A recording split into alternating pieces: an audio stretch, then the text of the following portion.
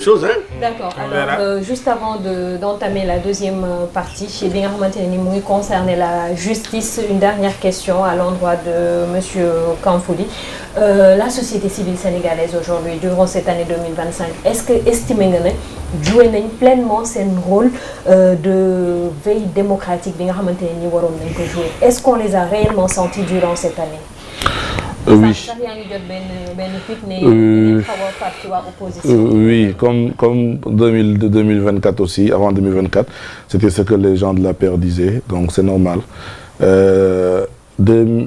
Récemment, au dialogue national, dama bokk ci ndaw yu ñu jëloon yabal leen pour ñu représenter jeunesse sénégalaise au niveau du dialogue national. Dama nekkoon témoin de l'homo sénégalensis. Quand je dis homo sénégalensis, mooy tey soo nekkee opposition wax say kaddu digge say digge soo ñëwee ba toog ci dialogue national ñu war a entériner ay mbir nga yow def rétropédalage. On a vu ça avec le PASTEF au sein du dialogue national. J'étais dans la commission dialogue politique et malheureusement les promesses yi nga xam ne la ñu doon tenir ñoom au début balaa ñu doon falu bu ñu ñëwee toog dañu taxaw ne ñekk loolu du ci am. Justement, donc, parce que même les histoires de dialogue, est-ce que c'est vraiment un outil de gouvernance ou plutôt un moyen d'apaisement ponctuel? xam nga dialogue dëkk Sénégal dañ ko tabax ci waxtaan dëkk waxtaan la et de loolu depuis jamonoy maam dëkk waxtaan la tey lu am ci penc lañ koy waxtaanee. Le dialogue a toujours existé dans le débat politique. Moo tax même quand le PASTEF s'opposait en disant qu'on va déloger l'ancien président génne ko def ko comme Samuel Doe, je disais tant qu'il ne s'agisse pas duñu jël réew bi parce que Sénégal loi démocratique élection la ñuy atte la ñuy wax diw mun nga ñëw diw la ñu fal diw la ñu falul mais tant que yaa ngi bëgg a jiital xeex doo am loo bëgg. Le Sénégal a toujours été un pays de dialogue su mu métti dañuy waxtaan. am na yu fi gënoon tàng jamono yi et quand on remonte l'histoire politique du Sénégal qui n'a pas démarré avec l'avènement de PASTEF qui n'a pas démarré en 2021 qui n'a pas démarré en 2014 dëkk waxtaan la ñu mës a nekk. Donc le dialogue dañu war a jël dialogue bi li ñi nga xam ne dañu fa jël lu important ñu mettre ko en application. Le président de la République ñëw na fi def assise de la justice bu mu songee fallu ça c'était une volonté de rupture mais derrière l'application mooy problème bi.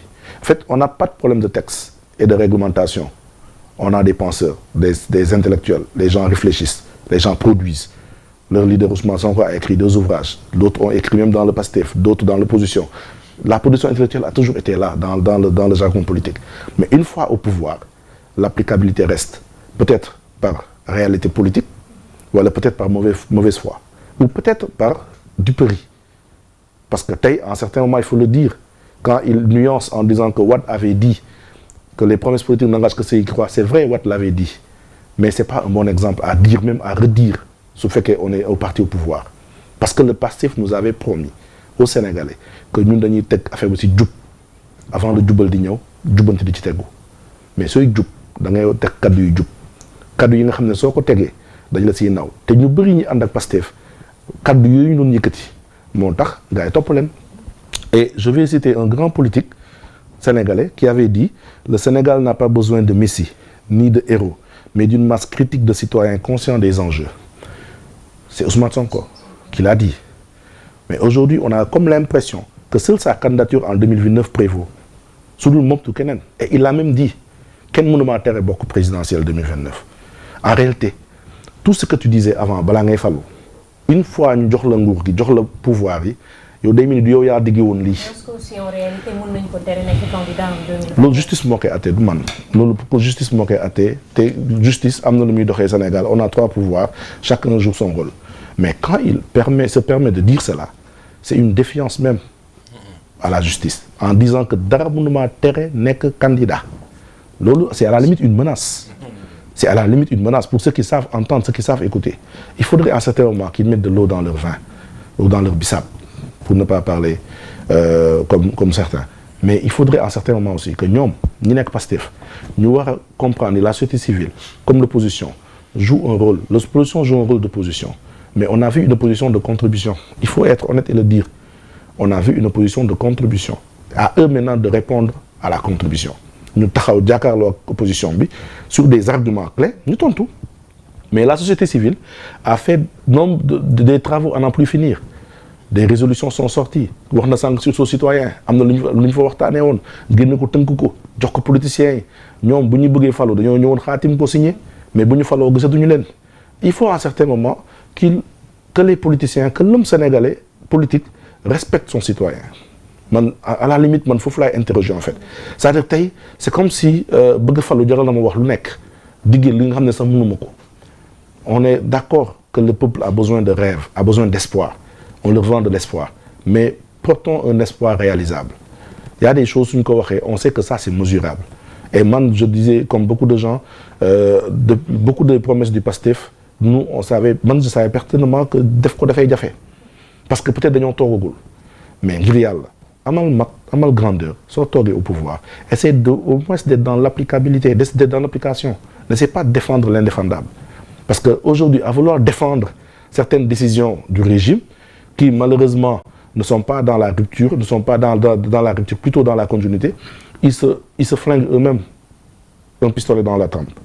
Pour moi, il faudrait que le PASTEF soit à l'écoute, qu'il ne soit pas dans la défensive. Sans que j'ai tenu mon propos, nous catégorisons. C'est-à-dire ils sont dans la catégorisation. Ils sont dans la catégorisation. C'est-à-dire, nous avons un rôle, nous ne pouvons pas faire. Tay da ngay génn sax wax sa wax ñu bashing la wala 72 heures la wala attaquer la. C'est cette politique là qu'il faut arrêter. On est en république. On n'est pas dans un marché. Et quand tu incarnes l'État, quand tu incarnes la république, am na ñi nga xam ne say militants da ngeen war a tàggat. Le PASTEF a besoin de formation politique. Les militants du PASTEF ont besoin de formation politique. Xam lan la ñu war a wax fu ñu ko war a waxee. On voit des députés qui disent de n'importe quoi, qui attaquent à n'en plus finir. Et on sent vraiment que cela crée un malaise dans le pays. Parce que am na ñi nga xam ne waruñu ko xaaree si ñoom ñoo nekk ci kanam ñoo jiitu ñoom ñoo war a yaatu dënn déglu ñëpp mën nga nag bañ a jël kaddu xalaatu ñëpp mais nga déglu ñëpp. Parce que aussi ils sont pas plus patriotes que les gens qui sont là. Il y a des am na ñi nga xam ne dañoo xeex balaa ñoom ñi ñëw. Il y a des gens qui se sont battus avec des pancartes bu fi dogal doon ñëw tey ñoom ñu soog ñoom ñu ñëw récemment xeex pour un temps jël avant ñoom 2012. Quand les gens de 2012 doon xeex si jamono 23 juin où était Ousmane Sonko et le PASTEF? Certains peut-être militants y étaient mais on n'avait pas vu Ousmane Sonko. Il n'existait pas en 2012. Il a commencé à exister en 2014.